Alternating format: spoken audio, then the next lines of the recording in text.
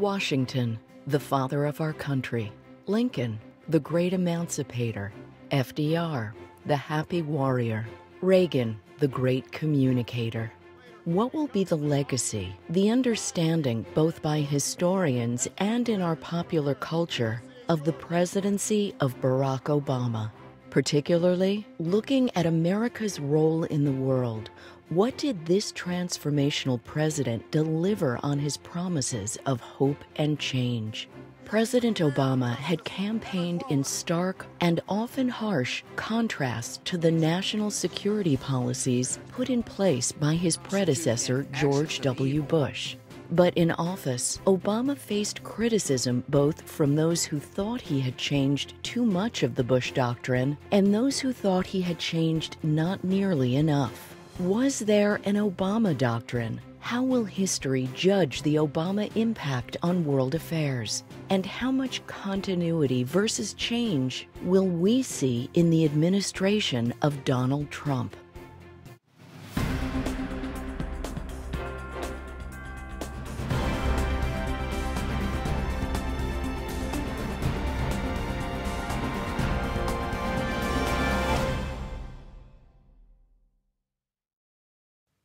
This episode of The Whole Truth was made possible by Philadelphia's historic district is best known as America's birthplace. It might surprise you then that the oldest part of Philadelphia has the latest and greatest. In streets, parks, restaurants, and shops, you'll find vibrant energy all around. Learn more at visitphilly.com. the Millspring Foundation, the Doran Family Foundation, Amatec, and by For hundreds of years, in English-speaking courtrooms around the world, people have sworn an oath to tell not only the truth, but rather the whole truth. The oath reflects the wisdom that failing to tell all of a story can be as effective as lying if your goal is to make the facts support your point of view. In the courtroom, the search for truth also relies on advocates, advancing firm, contradictory arguments, and doing so with decorum. All of these apply to the court of public opinion, what John Stuart Mill called the marketplace of ideas. This series is a place in which the competing voices on the most important issues of our time are challenged and set into meaningful context so that viewers like you can decide for themselves the whole truth. In the 2008 presidential campaign, much of Barack Obama's promise of hope and change was about America's role in the world.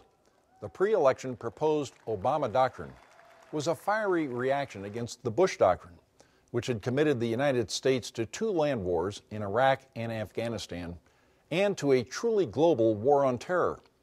The Bush doctrine had involved trillions in so-called emergency funds, but actually permanent funds, extra spending, and had led to an enormous strengthening of the powers of the national security state at home.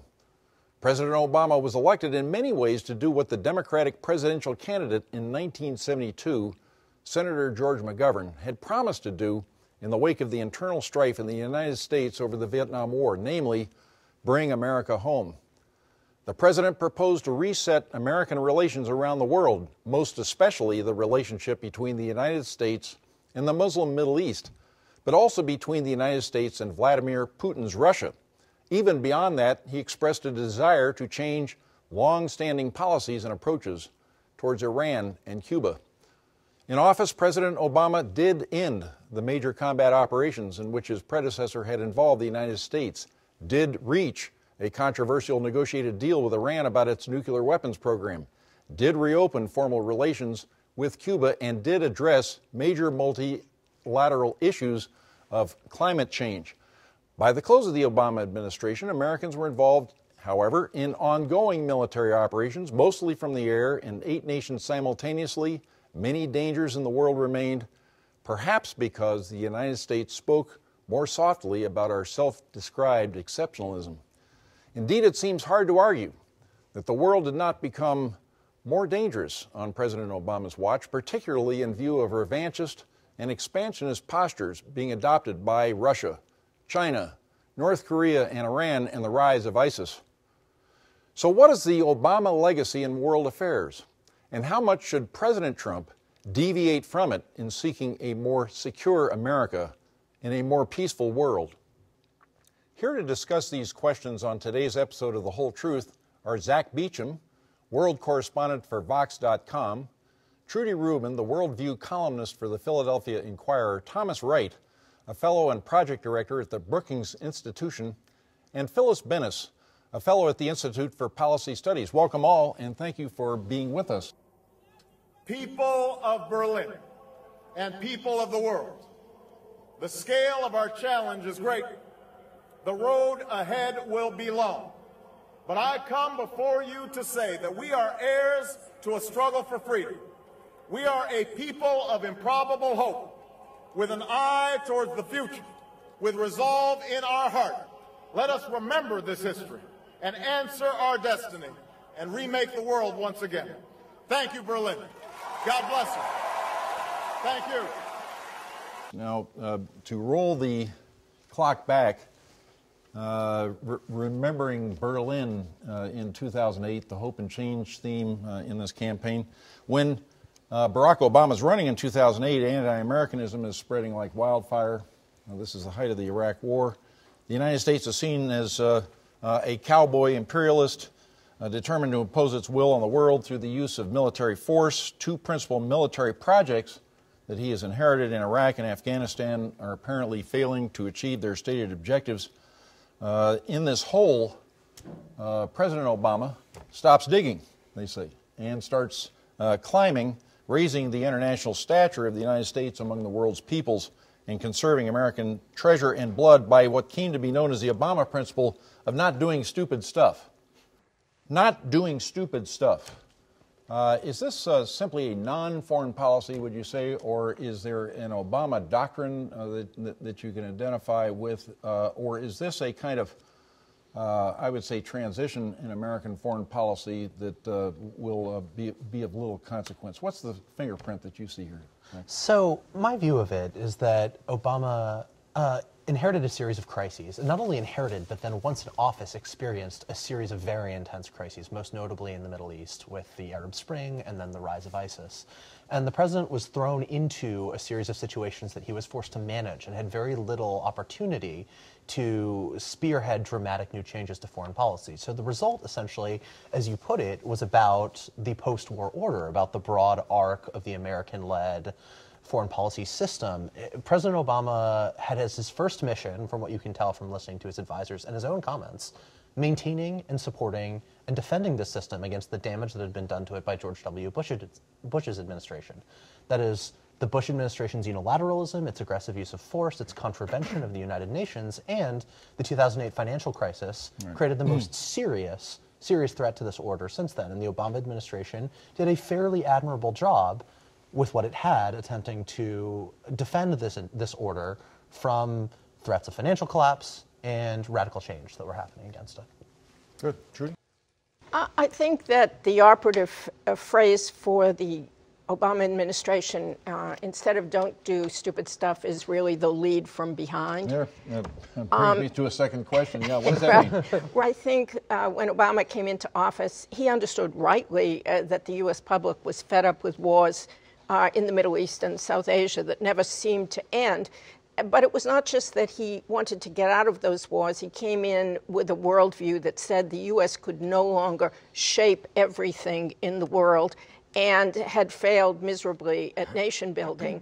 And so his broad view rested on the idea that you should cement alliances and get your allies to do more, and cement international institutions and the rules-based system of the post-World War II era. So get institutions, global institutions, to do more, with the U.S. pushing from the rear.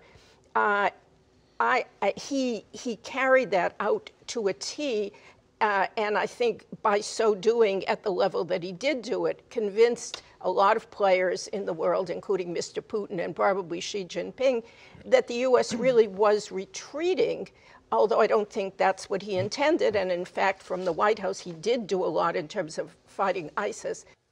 Yeah, I think President Obama, when he came into office, had a very clear sort of idea of what he wanted to accomplish. And I think what he wanted to do was to pull back from the wars in Iraq in particular, and later in Afghanistan, and to rally the world to focus on transnational issues, things that countries had in common, like climate change, counterterrorism, pandemics and other issues. And then he also wanted to shift policy in the Middle East and to foster sort of indigenous change. That was a Cairo speech, was about trying to promote indigenous forces within these societies. I've come here to Cairo to seek a new beginning between the United States and Muslims around the world, one based on mutual interest and mutual respect, and one based upon the truth that America and Islam are not exclusive and need not be in competition. Instead, they overlap and share common principles, principles of justice and progress, tolerance, and the dignity of all human beings. But what he found out, what ended up happening was that in the Middle East, those dreams of convergence collapsed after the failure of the Arab awakening. The hopes of bringing Russia into the international order collapsed when Putin came back to power in 2012. And the after effects of the financial crisis saw a return of sort of strategic and geopolitical competition. And so later in his second term, he ended up where there was this quite large disconnect. And I think that's where you begin to see more clearly sort of he's trying to sort of avoid or pull back from some of these problems because he's sort of given up that he can shape them. So in the Middle East, he basically ends up saying it's a hopeless lost cause. There's really no opportunities there, and we ought to limit our exposure to the Middle East. It's a very different tone than 2009, but it's essentially, I think, his sort of sense that he's disappointed. He's disappointed. Sort of Wilsonianism in a way. Yeah, disappointed in the failure of the world or key parts of the world to evolve in the way that he hoped would sort of reinforce U.S. strategy and would create this greater cooperation. Disappointed in the Europeans, disappointed in the Chinese, and so he's still maintaining a very internationalist position, but it tends to be more reactive, I think, by 2016. Phyllis, what do you think? Well, I think that when we think about Obama's legacies, there's really two legacies that we're dealing with. There's the aspirational and the real. I think the Cairo speech that Tom referred to was very much a reflection of his aspirational legacy that he was laying out right at the beginning of his term. And I don't think it was exactly about pulling back. I think it was about pulling back militarily. And I think that was the part that didn't ultimately happen. If we look at what the legacy is going to be in the future, I think it's likely that two of the key things of President Obama's legacy will be those that took place in the context of not listening to those who said there need to be international military, U.S.-led military forces, but rather that asserted diplomacy over war. So particularly somewhat around Cuba, about the beginning of the process of normalization with Cuba, but most especially the Iran deal, where there was enormous pressure not to deal with that as a diplomatic question, as a negotiated question, but rather to ramp up military threats, et cetera. And those are going to be the things that succeeded. So I think that we have to look between the aspirational, non-militarized legacy that he hoped for and his actual legacy, which is very much that of a war president. So you've outlined, I think this is a fascinating concept, the aspirational side of Obama. Now, aspiration meets test of experience. If you're evaluating a foreign policy, you're looking at adversaries we're facing when he enters office. We're now looking at adversaries as he leaves office. We're asking ourselves whether we're better off vis-a-vis these adversaries than we were as he takes office. Along the way, you're going to have a lot of situations, a lot of particulars, and I think that we're dealing with these now in this transition period in America. For instance, the Syrian red line. I think that this has been mentioned as one of the regrets. Am I right about this? Regrets of the administration. The Syrian red line. I'm also thinking of the Russian reset. I'm thinking of the pivot to Asia. By the way, this is very vivid imagery. We're resetting and pivoting. We're doing a lot of things. Suggests a lot of motion. There are consequences when the U.S. is not the leading power. And I think that's what Obama didn't understand, because it is all very well to call for and try to facilitate a rules-based international order. But the problem is, if nobody is behind it, if there is no strong power behind it, it crumbles, as we are seeing now.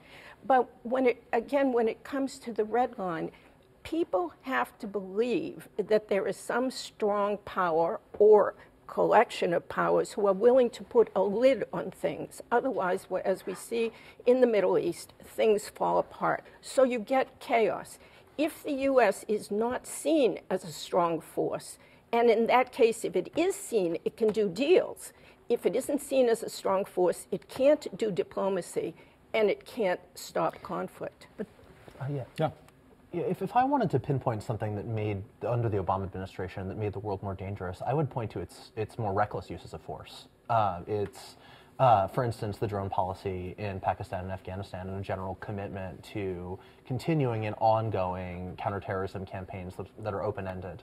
I think that its conduct towards Russia was actually quite defensible. I know it gets a lot of flack, but if you go back to the reset, it produced a nuclear arms treaty, which was quite successful. And then, when Putin, for reasons essentially of domestic instability, invaded Ukraine, it responded by isolating Russia, and the Russian economy tanked as a result. And Putin is in a weak position. His actions come out of the fact that Russia is a declining power with limited conventional military capabilities. And to overreact and to, respond in some more confrontational ways rather than through diplomacy and marshaling U.S. alliance systems, international sanctions, would have been far more simply dangerous. Because of receding doesn't mean it's not dangerous. In fact, receding powers are often more dangerous. Looking forward now, beyond Obama, again, we have a sort of universe of adversaries or threats out there. We have actions. We now have, at the end of 8 years of an Obama presidency, a new lineup of challenges and threats, and I don't know whether we're in a better position or not. I come back to your point, Phyllis, about aspirations. I believe that President Obama did have a concept of an international order that resolved problems in an international way, a multilateral way. Problems such as stability or regional stability, problems such as climate change, trade, trade and regional integration. Here we are in a transition period. We see EU is now beginning to fragment. We've raised basic questions about the NAFTA and our own integration in the North American area. We see, exactly as Thomas suggested, a move towards sort of national, sort of a national environment. Certainly nations are acting like nations in Asia, perhaps less so in Europe, but now we have Brexit. How's this going to look 20 years from now? Aspirations, reality, legacy. I think that we may look back and see that the Obama presidency was at a transitional moment where we do see around the world, and the U.S. is not invulnerable to this, pulling back from what had been the definition of what international connections look like, the kind of globalization that benefited corporations far more than people, where you had free movement of capital, free movement of goods, but no free movement of people. That was not ever going to be sustainable.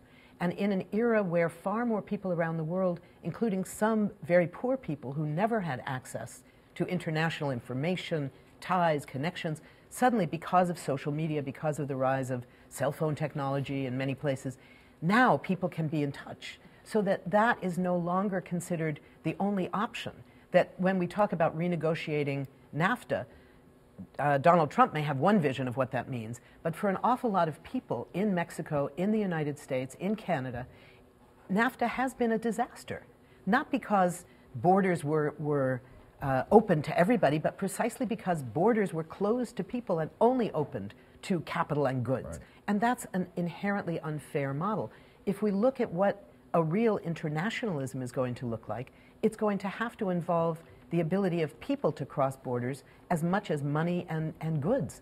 Until we get there, this notion of anything remotely resembling a democratic order is simply a pipe dream of the most powerful. And the gap, what we're already seeing with this vast gap between wealth and poverty around the world, which has gotten so much worse in recent decades, is going to continue to get worse, and that fuels instability. Yeah, Tom?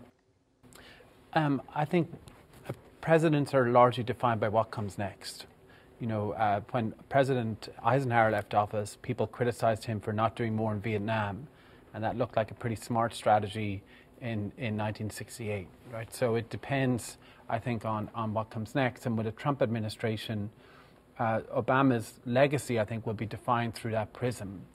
And I would argue that what we're headed into is a much more dangerous period where many of those internationalist accomplishments will be undone. I think Obama will stand very favorably in comparison to that, and all versions of internationalism will. The question is whether or not his vision or an alternative sort of variant of internationalism can endure through the Trump years and come back, whether it's in 4 or 8 years' time. Whether there's a correction or a correction of a correction, or whether it's I think it's basically a breakdown of some kind. Well, I think it's a breakdown and a crisis. Yeah. I think it was in the process of breaking down. I think globalization had very diverse and contradictory effects. A lot of third world countries benefited mightily by globalization because it raised incomes and lowered poverty levels in countries like India and China and others who were able to take advantage of it. And in actual fact, there were huge population movements, although a lot of them were illegal and many of them were refugees. I think that era is now closing. Borders are going to be sealed. Large flows of population are going to cease because they are seen as threatening by local populations. We've seen it in this last election, and where truth lies is complicated. International institutions are all under threat.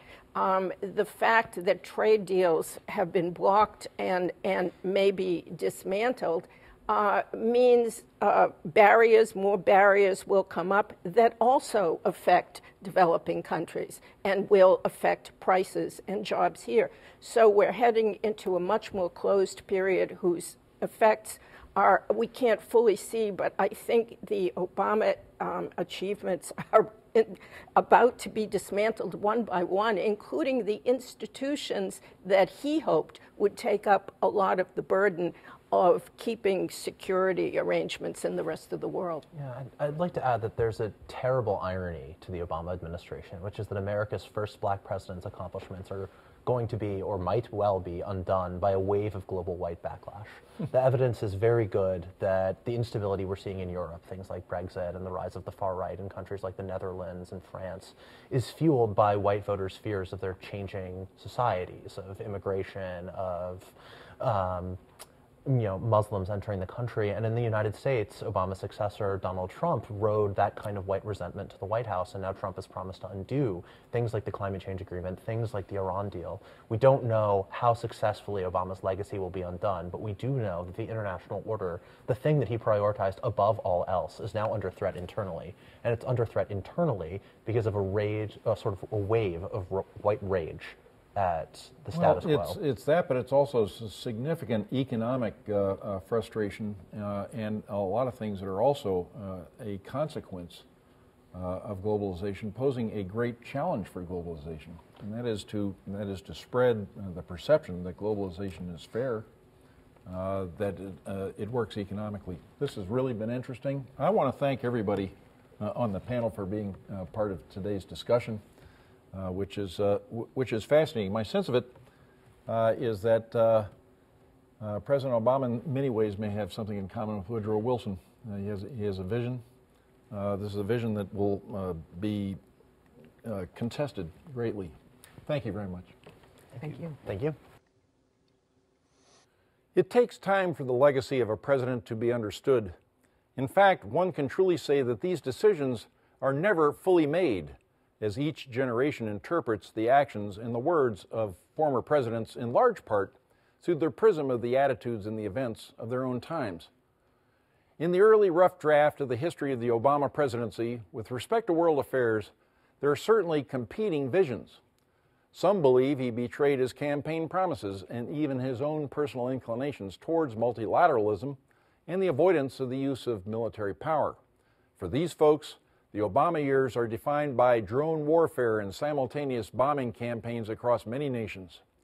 Others label the Obama years as a time of fecklessness and weakness in which a diminished America emboldened real and potential adversaries from ISIS to North Korea to China and Russia to embark on dangerous aggressiveness Still others see wise judgment in what they would call a steady and pragmatic approach to the use of American power in the world by President Obama, neither seeking to remake the world through that power nor abandoning the world to its own chaotic devices. The whole truth of the matter is that there is some truth in all of these views, and that as the world is indeed a dangerous place, it is now in the hands of President Trump to fashion a post-Obama foreign policy that keeps America and its values safe and successful. I'm David Eisenhower. Thank you for watching The Whole Truth.